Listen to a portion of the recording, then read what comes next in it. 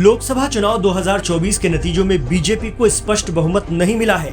अब तक के रुझानों में भाजपा 242 सीटों के आसपास ही ठहरी हुई है। सरकार बनाने के लिए जरूरी 272 के जादुई आंकड़े तक पहुंचने के लिए उसे 14 सीटों वाली जेडीयू और 16 सीटों वाली टीडीपी की जरूरत होगी।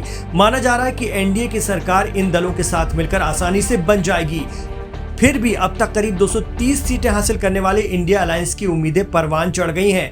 यही वजह है कि चंद्रबाबू नायडू और नीतीश कुमार को तोड़ने की कोशिश होने लगी है।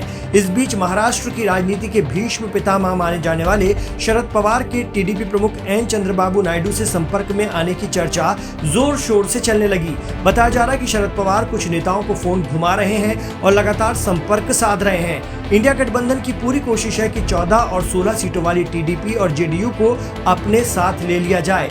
पवार की नीतीश से बातचीत के बाद सूत्रों के हवाले से चर्चा उड़ी है कि पवार ने नीतीश कुमार को इंडिया गठबंधन की सरकार में डिप्टी पीएम का पद ऑफर करते हुए वापस लौटने का आग्रह किया है।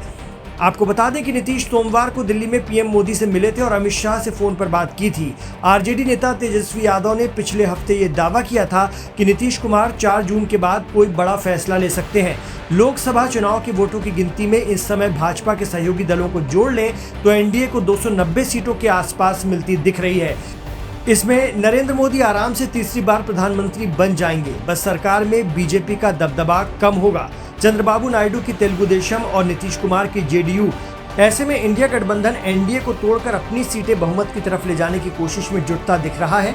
राष्ट्रीय जनता दल के प्रवक्ता मनोज झा ने दोपहर बाद मीडिया से कहा कि नीतीश कुमार इंडिया गठबंधन के सूत्रधार हैं। आरजेडी नेता ने कहा कि उन्हें विश्वास है कि नीतीश कुमार और चंद्रबाबू नायडू दोनों चाहेंगे कि इस देश को आत्मकेंद्रित और आत्ममुग्ध राजनीति से दूर ले जाया जाए।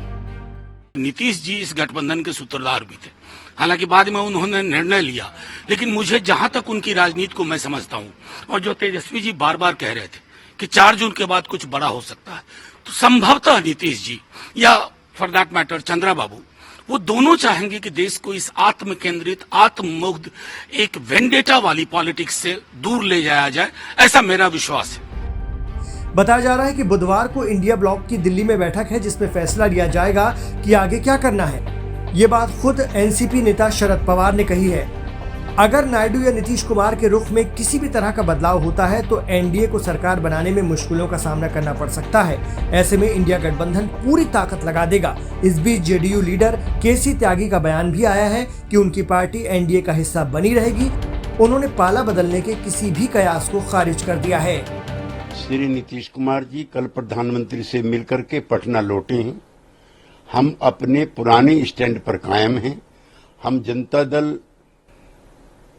यूनाइटेड नीतीश कुमार जी के नेतृत्व में पुनः एक बार एनडीए में अपनी आस्था का इजहार करता है और हम एनडीए में ही बने रहेंगे। सर, इस तरह की बात है कि जेडीयू के साथ बातचीत चल रही है इंडिया अलायंस की।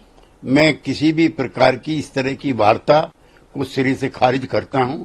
हम एनडीए में हैं और एनडीए में बने रहेंगे।